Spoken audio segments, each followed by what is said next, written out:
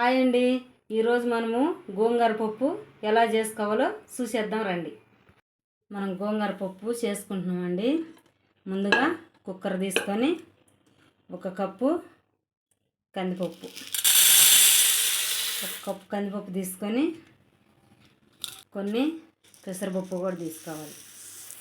అప్పుడే పప్పు బాగా రుచిగా ఉంటుందండి.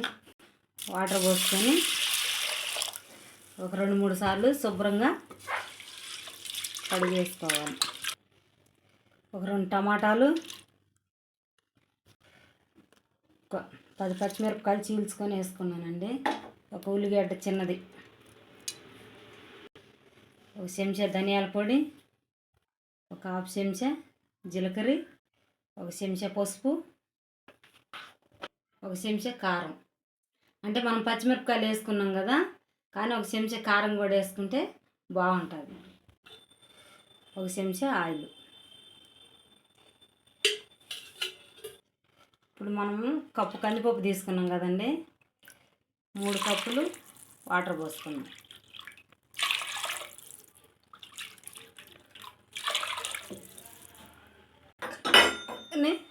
మనం 1 కట్ట గోంగూర తీసుకున్నామండి, మార్కెట్లో నుంచి తెచ్చుకున్నాం. 1 కట్ట గోంగూర తీసుకొని ఇప్పుడు దీంట్లో వేసి మనం గోంగూర అంతా వేసుకొని ఇప్పుడు మనము కుక్కర్ మూత పెట్టుకొని, అది కుక్కర్ మనం విజిల్ పెట్టుకొని కుక్కర్ మూత పెట్టుకొని ఇప్పుడు మనం కుక్కర్ స్టవ్ మీద పెట్టుకొని స్టవ్ ఆన్ చేసుకొని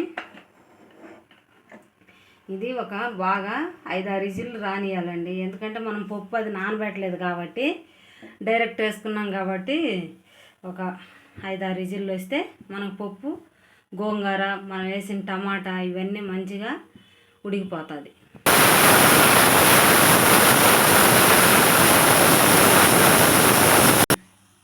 మనకు 6 విజిల్లు వచ్చినాయండి. 6-7 విజిల్లు వచ్చినాయి.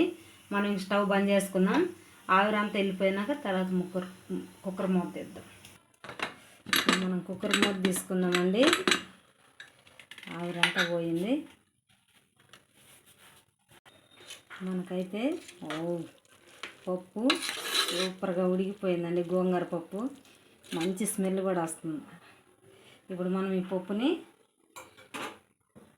పప్పు గుత్తోటి రుబ్బుకొని తాలింపు పెట్టుకుందాం.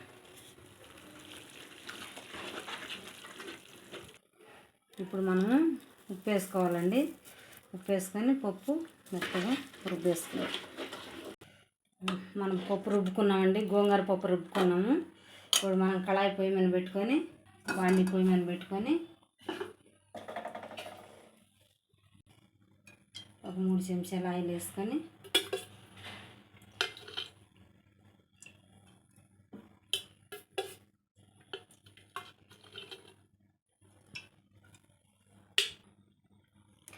ఒక చెంచా పచ్చెనగపప్పు, చెంచా మినపప్పు, ఒక చెంచా ఆవాలు, ఒక చెంచా జీలకర్ర ఇవి బాగా మనం వేసుకోవాలండి. ఇప్పుడు ఒక ఉల్లిగడ్డ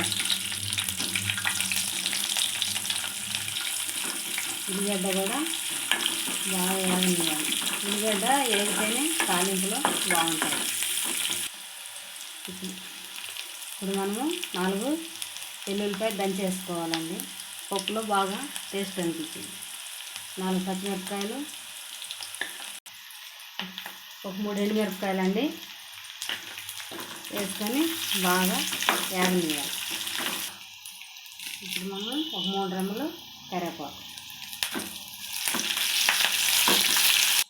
ఇప్పుడు మన పోపు రెడీ అయిపోయిందండి. ఇప్పుడు మనం కుక్కర్లో వేసేస్తాం.